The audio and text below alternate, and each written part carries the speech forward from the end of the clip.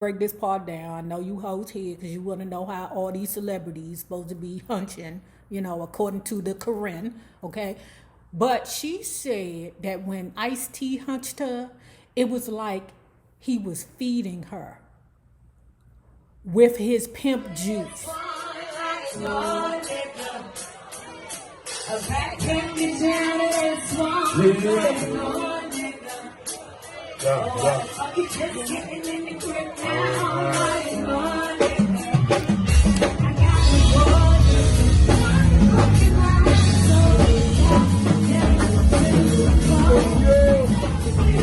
my loves. If you have not already done so, please remember to like, share, and subscribe because it is so important to my success here on the YouTube. And if you would like to be a part of my Bella Book Club for a small monthly $5 fee, just hit the link below and be privy to all the shenanigans before YouTube gets it, if YouTube gets it. Now, let's talk about Confessions of a Video Vixen, Part 7.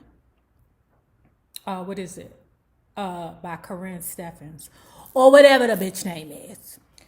So anyway, where we left off, y'all remember, she had drove over there to the champ, meaning Kool G Rap's apartment, right? He leaving out the apartment complex, in the car with his friend, okay? She teed his ass, hopped out the car, grabbed the baby seat of Naeem and the little baby bag, and dropped it off right in front of the car in which Kool G Rap and his friend was trying to drive out the parking lot.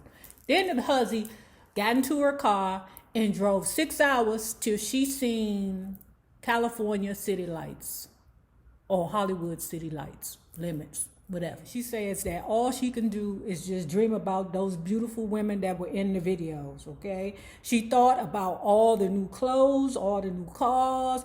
She said it was on and popping, okay? We got action. That's what it is. I know you do got action. Ice-T reserved a hotel suite for her in Hollywood. I know Ice-T did, because where are you going to sell your pussy out of? Okay? Stop it, girl. Stop it. Now, I don't think I knew it when I first read the book before, because, each day you learn something. But when I read the book back when it first was published, I was unaware. And I didn't realize that that girl was selling vagina for Ice-T. All right? Because, yeah. All right. Now, I don't know if she was his bottom because, no, she probably wasn't his bottom. She was just probably one of the stable, whatever that talk is, that H0ez talk. Because Coco was his bottom. Yeah, she was his bottom. But anyway.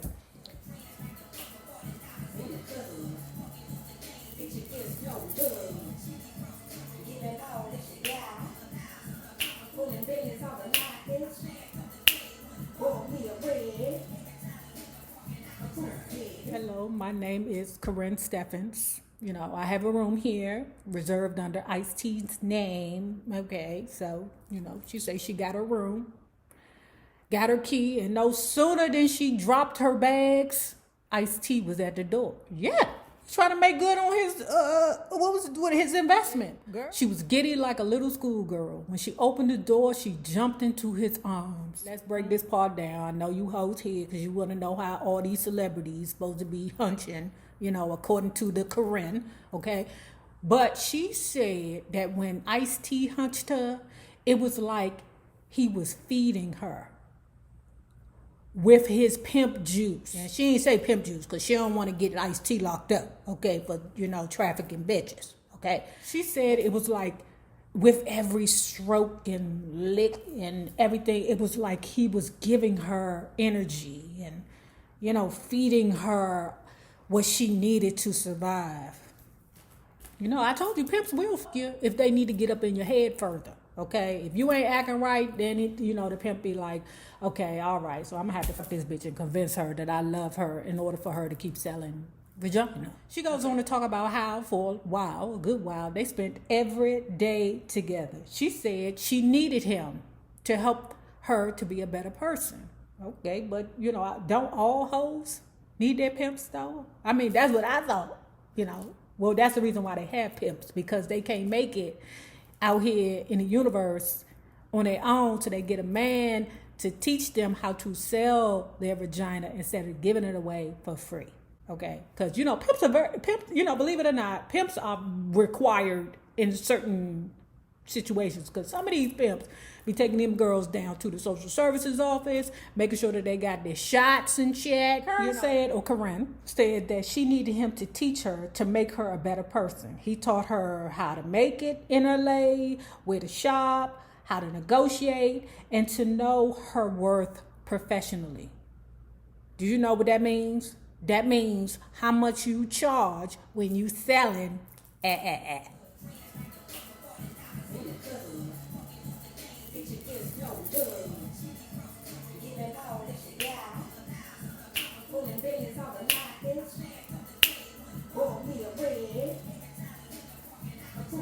He took her to all the latest clubs, and Ice-T's demeanor was always the same, positioned where he could see all movement. Girl, that's standard. Girl, what is, you should be positioning yourself so that you can see all movement, just in case somebody come in there with a blicker and fire that joint up. Fool, and I keep telling y'all, from the 80s, shit, niggas was dying left and right. So when I went to the Go-Go's, I had always had my eye on the exit, somewhere close to the exit at all times, and I always had my back to the wall, okay? Just in case a nigga come in there with a blicker and start pow, so I can get the fuck out, okay? But you too busy selling pussy to understand the, you know, the specs of that situation. So when they were at his office, they spent time in the pimp room, okay? Further, you know, validifying my situation, okay? So they spent time in the pimp room, and she said in there they watched porn and did porn together. Speaking of porn, wait, didn't she do a video with Mr. Marcus? So somebody else reminded me that girl did porn. Yeah, I think we all had that porn tape. Matter of fact, y'all, I was renting that tape out. No, it wasn't a tape. It was a DVD. I was renting that DVD out for $14.99. You heard me? Because all the girls wanted to know, you know, the little trick, okay? I was like, and this was down to the office in the government, okay? But they was like, can I get the DVD for $14.99? Nay, I just want to use it for one. Okay, you can use it for one night, bitch. But it's going to be $14.99. Always a hustler. One night she went out alone at the club that her and what's his name, Ice-T, would frequent sometimes, you know, but she got in, you know, she still got the juice. She is known to be one of H0ez's hoes, and she got in, okay, but she got bored quickly, you know, them Virgos. The motherfuckers got ADHD, okay? And the reason why she was bored was because she wasn't up there in a VIP room. Yes, you can get in the club because she want Ice-T's hoes, but what you won't do is get up there in the VIP without Ice-T. So she decided to smooze her way up into the VIP. Been there, done that. Y'all, a quick story. It used to be this club called Love back in DC. Okay, that motherfucker been closed 20 years now, something like that. So anyway, right. We went on a night that was not a black night. It was like a, you know, like a, I don't know. It was like, it wasn't black people in the club. It was all kinds of different people. Like it had some, you know, NFL players in there and the VIP and stuff like that. But I'm never like impressed by shit like that because like I said, and I will continue to say, I'm from the 80s. I'm not easily impressed. In DC, I'm from the 80s. In DC, I'm not easily impressed. Me and my sister was waiting in line. Child, I was blown because they was pulling some fugazi shit, right? So then what happened was I pretended like I was the owner's baby mother. I mean, I caused a scene out there, you know. The guy came downstairs and said, and he was he might even have been Greek or Lebanese, something like that. I don't know what the motherfucker was. But he was like, I don't know you. What are you talking about? I said, you don't know me. Or when I tell you I put on a damn show, the dude was laughing so hard. He was like, man, send him up to VIP. So I know about schmoozing and getting up in there. Okay. I was like, now I ain't gonna give you my number. Okay. Just because I done made you look all crazy out here, you know, but thank you. So anyway, when she got up to the VIP, okay, there was her future eggplant. She got to work on her eggplants. Okay, so anyway, she there with her eggplant. Her eggplant is there with another woman, right? The scenario goes like this. The eggplant sees her. Hello, how are you? My name is Mr. New Eggplant. She goes, what's up, Mr. Eggplant? He goes, well, hi, where are you from? What you doing? How you get there? Now, while she having a conversation with Mr. Eggplant, okay, in comes a woman.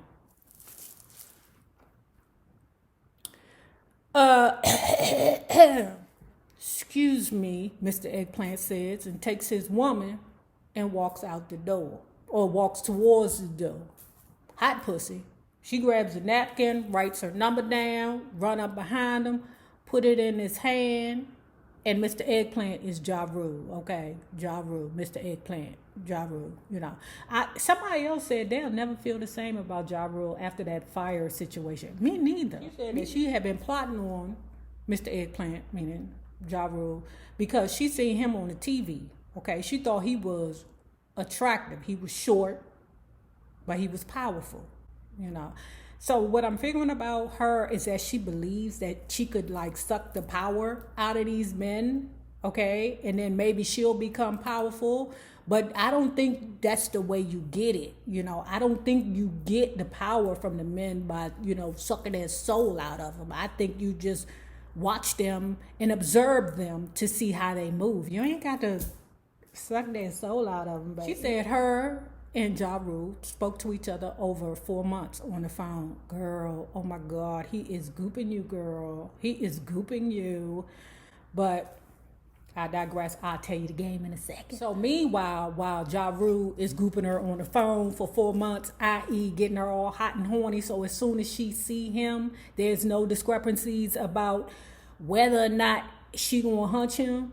Okay, because that's the trick, all right? You don't talk to him on the phone. You don't put no work in. Don't take him out on no dates. Just talk to him on the phone for about 4 months, and then, girl, you be so bothered that as soon as you see the nigga, you wanna fuck. That be the game. She decided to go get her baby from New York. So she hopped on a plane, went over there, and the baby was over there down to the Roach House. Okay, remember the Roach House? That was where his mammy was living, but the Roach House has now turned into the family Roach House because Coogee Rap's mother had passed. So when she got there, you know, she just came in with my baby. He over there in the kitchen next to a whole pitcher of Kool-Aid. I don't see what the problem is with Kool-Aid. I drink Kool-Aid. Me and my wife drink Kool-Aid all the time. Well, we cut back recently.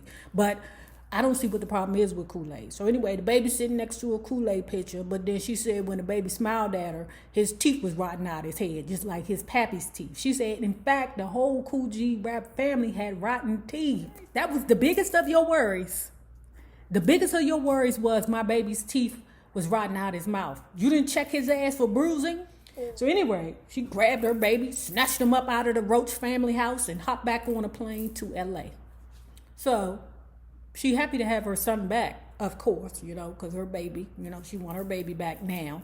But she happy to have the son back, but she still want to party. The son is in the way of her partying. And I'm saying to myself, you might as well left him where the fuck he was. At least he would have been with family.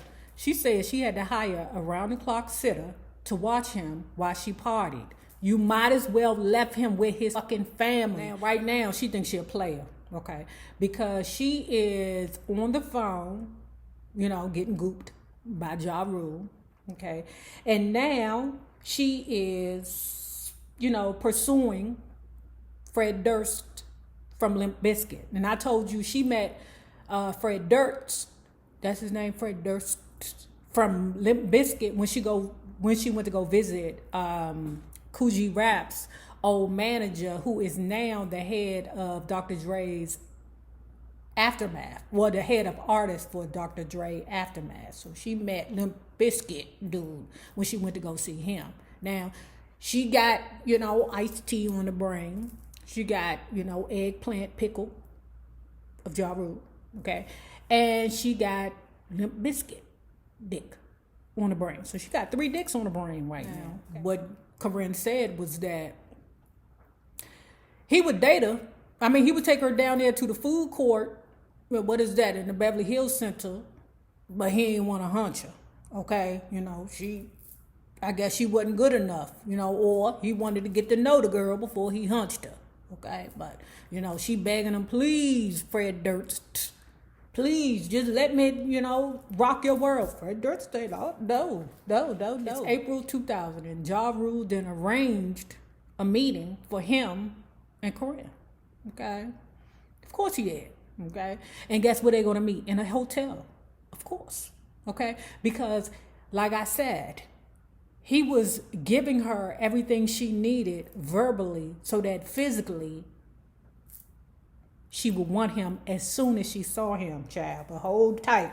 Anyway, she got to the expensive hotel, child. She got up to the room. The room door was ajar, of course, because he don't need no situations in between her mouth and his pickle, okay? So she comes in the room. Out comes Ja Rule, sassy, according to her, not me, her, but he had on like a white robe and some white hotel, comfy, cozy slippers, child. He's swirling around his drink, looking at her, she looking at him. She said 92.3 was playing, child. That's the radio station. For yous who don't know what a radio station, that's a radio station, because most of you husbands don't even listen to the radio no more. Child, the radio stations ain't gonna make it. She said before she could even take in the ambiance of the room, she dropped to her knees and tried to suck the power out of that man. If you have not already done so, please remember to like, share, and subscribe, because it is so important to my success here on the YouTube. Now, remember this. The same people that you meet on the way up will always be the same people that you meet on the way down. And naysayers, my patron loves. Please have a good one.